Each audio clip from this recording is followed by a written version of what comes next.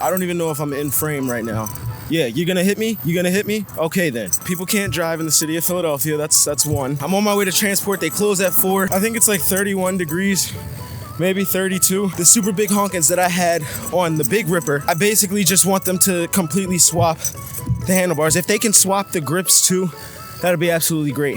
But I'm not really worried about it. I'm not banking on it. It's not really a concern. Collective Bike C2 is what it is. It's ridiculously cold. Like, my fingers are freezing. And then it's also a possibility that we might get there and have to turn back around and go home.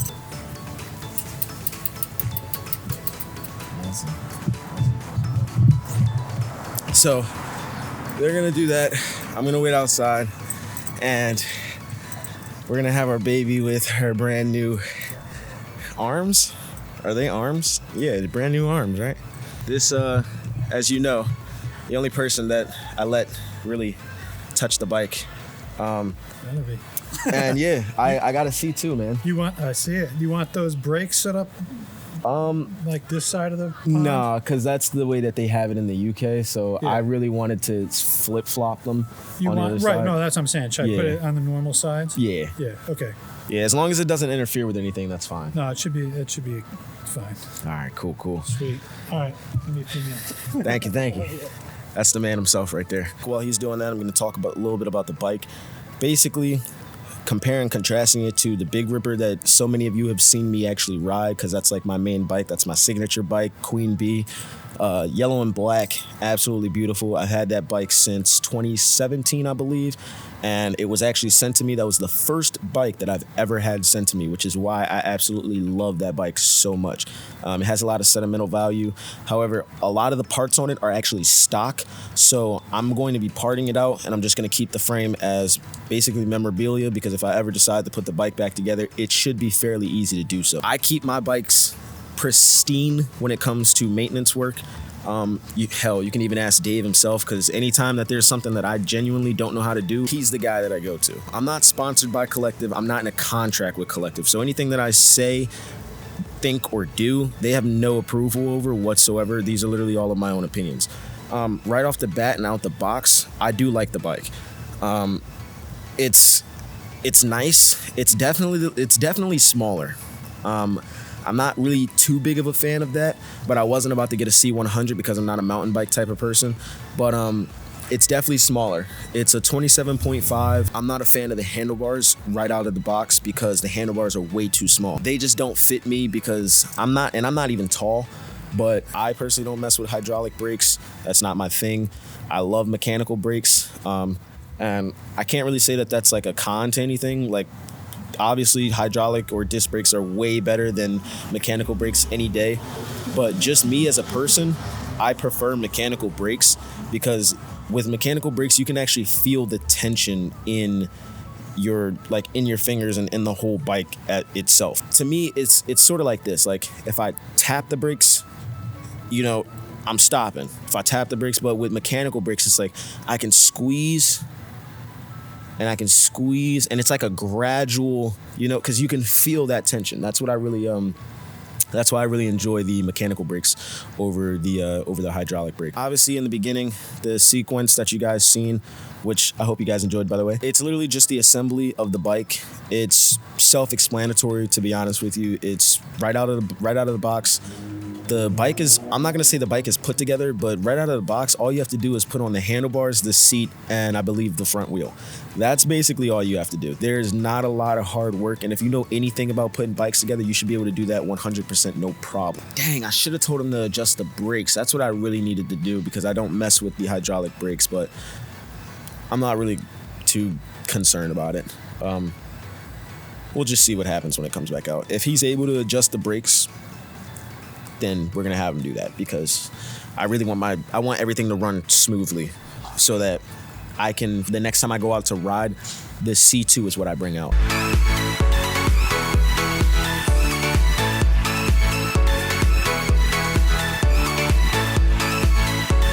I was riding through the woods in the Chamonix Langhorne, and I was practicing for this big race they were having. And this was back in '98. Anyhow, I'm tailing this dude, and he's on a BMX bike, and he hit a pile of logs and leaped and cleared them, and that was the last I saw him. I never seen him again, man. I was like, where did he go? Wait, so he crashed? No, he woof, up and over and took off, and he was Oh. going into the trails. I didn't even know. I didn't see him after that. I was with him for 2 rounds, and he just wanted to lose me, and it wasn't that hard because he Wow. knew how to ride. He rode a lot better. Would you place? Me, I placed 3rd. He was fast. It was a good time, man. But I was old, man. Like I said, I was in my 30s. I mean, that's How old are you now? I'm 58. Jesus. Wow. You don't look that old, man. No, I got 7 bikes at home. I don't ride them like I used to, but I have fun. Would you say you're a mountain bike guy or a BMX guy? I'm not BMX. I don't even. I mountain bike. I mountain bike and I like cruising. And Gotcha. now I have old couple antique Schwinns that I ride. Okay, Double okay. twin Schwinns and just antique bikes. I love bicycling, but not aggressively like when I was in my 30s. I used to be very competitive. And now I'm just chilling. I'm getting closer to 60, you know? Yeah. I respect it, man. right, Definitely bro. respect it. Thank you. I'm out. Take it easy. What's your name? I'm Lawrence. Lawrence. It was very nice to meet you, man. Nice to meet you too. What's your name? John. John. Nice to meet you. And this is Roger. He needs Nice bike to meet you, tubes. Roger. Nice to meet you, man. This In dude Park. used to ride to work. He works for me. He used to I ride. used to ride 100 miles a week approximately. Yeah, just to go From back Frankfurt. and forth. I used to Yeah. live in Frankfurt. He's 60 now. Goodness. I used to ride in like 9 degrees, like this kind of weather. Oh yeah. No, see, you're better than But me. I had like a snow ski outfit, like the right equipment. Okay. How'd you get here? How did I get here? Yeah. I rode. You rode this thing? It has no air in the tires almost. no. Like I think the fork's a little tweaked actually. I don't know how to say it. Like Is it like how stiff it is, or no, it's like it's a little bent. a little Or bent? I don't know if it's welded a little fucked up or something, but it's just like Thank you, thank you. How much do I owe you? $27. $27. Are the brick? Hold on, let me see something real quick. What time is it?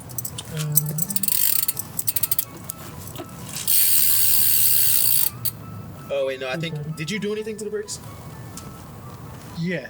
Okay, that's what I was actually gonna ask about. Oh. See, you see this? Mans has it all figured out before I even could say anything. Like, I should have told him to adjust the brakes. I told you I was gonna say something about the brakes, and this is why I go to Dave. Okay, this is why I come to Transport, because they think about it before I think about it. That's called top-notch service right there. I'm home now and wanted to take a look at these seat poles real quick. Now, this is the seat pole off of the collective bike. This is the seat pole that was on the Big Ripper.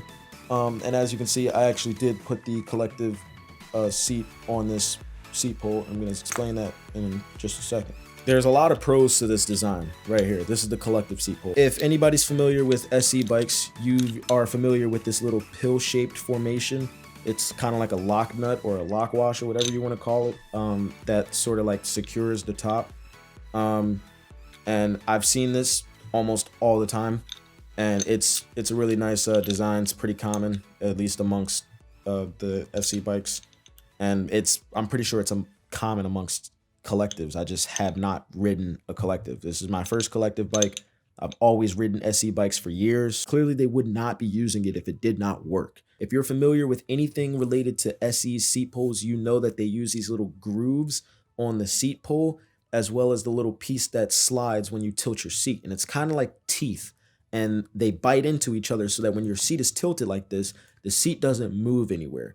Now, granted, that design is not perfect in any circumstance, okay?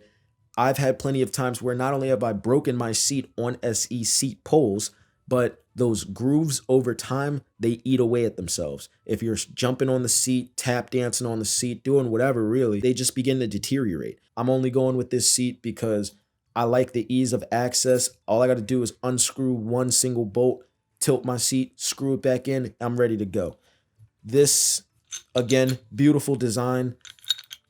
Absolutely perfect, but you have to loosen both sides. I would, in my personal opinion, like to see grooves the same way that SE does on this seat pole. Not sure if they're able to do that. I don't know if SE has that copyrighted, patented, or whatever the case is.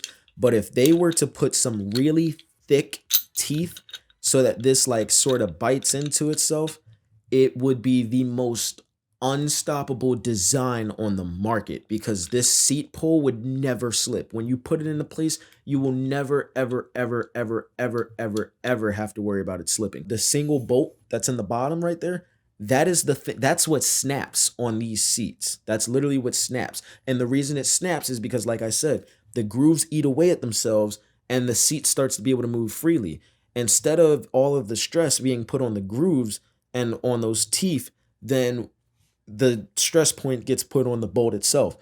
One day, somehow, some way, you're going to start tap dancing, and eventually that bolt starts to bend itself, and then it'll eventually snap. It's happened to me about 3 times in my entire time of riding. With this design, you will never have that happen because the weight of your body is being distributed amongst both of these points, and this is almost impossible to fail. Again, they don't have to. Nobody needs to take my advice. Nobody even needs to listen to me. This is just me giving out personal opinion. If there were teeth in here, it would be the most unstoppable design on the market. Nobody would be able to beat it whatsoever. Case closed. I don't care who you are or what you say. You cannot beat this design if this had teeth on it. But again, regardless of how you guys feel, this is still a solid design. I'm just going with what I know. I'm going to save this as my backup so that when this fails, I can fall back on this. That's basically all I got for you guys. Like, comment, subscribe. Definitely turn on post notifications. I'm going to be dropping some heat for 2022. I'm hoping to get some short films in, maybe a little movie or something like that. I am in college, so I can't do everything, and I'm just one person. So it's really hard to make a lot of things work when you don't have, like a little team of your own. I appreciate all of the support. I'm hoping to do a giveaway pretty soon. It's, again, I'm living by myself. I moved out. Bills, money, cars, things like that. I got to put a lot of money into a lot of things that are actually necessary for life. So once I finally get a little bit of extra spare change, I'm hoping to do not only just a bike giveaway, but give away all different types of miscellaneous things. I would like to start giving away like camera stuff because, in my personal opinion, we need more camera people in this culture.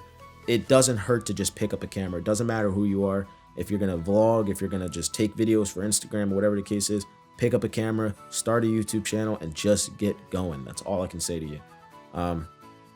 Other than that, like I said, like, comment, subscribe, turn on post notifications. Follow me on Instagram at Bloomfield Productions, and I'm out.